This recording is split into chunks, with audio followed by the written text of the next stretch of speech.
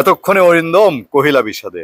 Mirza Abbas BNP স্থায়ী কমিটির সদস্য গরম গরম কথা বলছেন রিসেন্টলি বিভিন্ন বিষয়ে এবং বর্তমান সরকারের তীব্র সমালোচনা করছেন। সবচেয়ে গুরুতর অভিযোগ করেছিলেন হাজার হাজার কোটি টাকা এই সরকারের সময় পাচার হয়ে গেছে।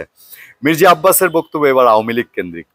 আমি বলবো না যে বিএনপি আওয়ামী লীগকে ছাড় দিচ্ছে, দেওয়া উচিত, এই লাইনে যাওয়ার প্রশ্ন ওঠে, কারণ বিএনপি যেভাবে আক্রান্ত হয়েছে গত 15-16 বছরে, সাধারণ মানুষের মধ্যে পাবলিক, বাংলাদেশের মানুষ বা মানুষের প্রকৃতির নিয়ম, তারা সাধারণত অতীত খুব দ্রুত ভুলতে থাকে। বাংলাদেশের মানুষ তার চেয়ে বেশি দ্রুত ভুলে, তবে বিএনপি দ্রুত ভোলার সুযোগ একটু কম কিনা, কারণ তারা 15-16 বছর বনে জনে জঙ্গলে বাস করেছে। একটাই কারণ ছিল, সেটা হচ্ছে আওয়ামী লীগ। তবে বর্তমান প্রেক্ষাপটে এসে যখন 5 আগস্ট আওয়ামী লীগ গেল, বিএনপির ঈদ, বিএনপি খুশিতে মাতোয়ারা, মিষ্টি বিতরণ, তারা ঘরে থাকতে পারছে, ঘরে ঘুমাতে পারছে। বিএনপির নেতৃবৃন্দের সঙ্গে যতটুকু কথা হয় তারা বলেন এটাই তো অনেক বড় পাওনা, যে আগে যে পরিবারের সঙ্গে ঈদ করতে পারতাম না, ঘরে ঘুমাতে পারতাম না, এখন তো সেটা পারছি। কিন্তু সেটা করতে গিয়ে রাজনীতির একটা বড় ফাঁদে বিএনপি পড়ছে কিনা, যেটা বিএনপি স্থায়ী কমিটির সদস্য মঈন খানের আগের দিন বলেছেন, যে বিএনপি কি কোনো ট্র্যাপে পড়ছে কিনা, সেই ট্র্যাপে পড়ার সাথে সমান্তরালে আওয়ামী লীগ প্রসঙ্গ আসে কিনা। এই সরকারকে বিএনপি অকণ্ঠ সমর্থন দিয়েছে, এখনো দিয়ে যাচ্ছে। এখন শুধু এসে কেবল বলছে যে তারা সমর্থন তুলেও নিতে পারে, তোলার একটা চিন্তা ভাবনা তারা করছে।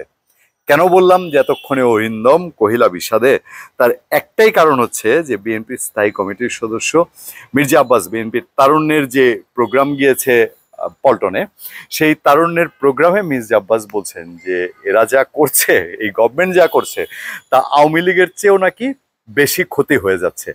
তো এবার যদি এই কথা বলেন তাহলে একটু দ্বৈত প্রসঙ্গ উঠে যায় না, বা একটু দ্বৈতচারিতা থাকে কিনা। কথা হচ্ছে এরকম, এই সরকারের অন্তর্বর্তীকালীন সরকারের প্রথম আলো বলছে, প্রথম আলোর রিপোর্ট, প্রথম আলো বলছে যে এই সরকারের মাথা থেকে নিচ পর্যন্ত পচন ধরেছে। মন্তব্য করে বিএনপি স্থায়ী কমিটির সদস্য মির্জা আব্বাস বলেছেন এরা আওয়ামী লীগের চেয়ে বেশি ক্ষতি করছে। এই সরকার গণমানুষের আকাঙ্ক্ষা ও আস্থার সরকার ছিল উল্লেখ করে মির্জা আব্বাস বলেন, কিন্তু 9 মাসের কার্যক্রমে এই সরকার থেকে কিছুই পাইনি, শুধু পেয়েছি অবজ্ঞা। বিএনপির তদবিরও শোনে না, উপদেষ্টারা শোনে না। আর বিএনপি কিন্তু এখন নাকি অনেকেই বলে যে এই সরকার, ডক্টর ইউনূস সরকার তো বিএনপিকে পাত্তাই দিচ্ছে না।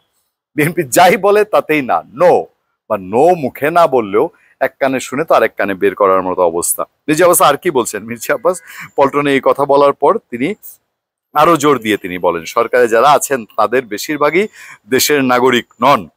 দেশের ব্যাপক চাঁদাবাজি হচ্ছে উল্লেখ করে মির্জা আব্বাস বলেন এর দোষ বিএনপির উপর চাপিয়ে দেওয়া হচ্ছে। পুলিশ এসব চাঁদাবাজদের কেন ধরছে না সেই প্রশ্ন তুলেছেন তিনি। এইখানে একটা কথা না বললেই না, মব কালচার বন্ধের জন্য সেনাপ্রধান কথা বলেছেন, মব কালচারের টুটি চেপে ধরা হয়েছে।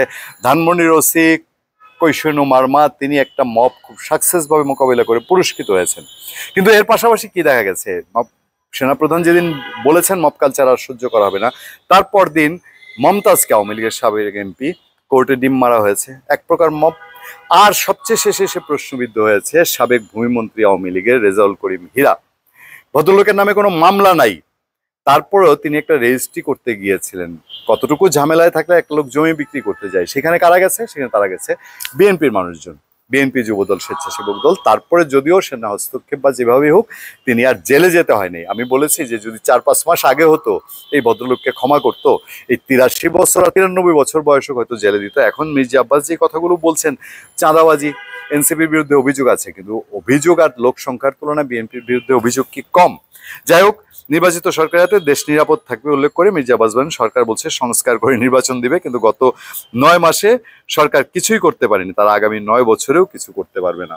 এটা তো ঠিক, অনেকে বলেন যার হয় না 9-এ তার হবে না 90-এ।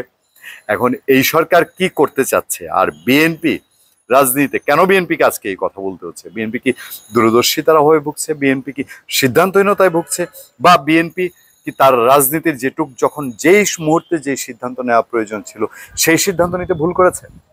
ধন্যবাদ সবাইকে, ভালো থাকবেন, সুস্থ থাকবেন, সত্য, করুণা এবং সহনশীলতার সাথে। আপনাদের সাথে আমি আতিক রহমান, পূর্ণিয়া।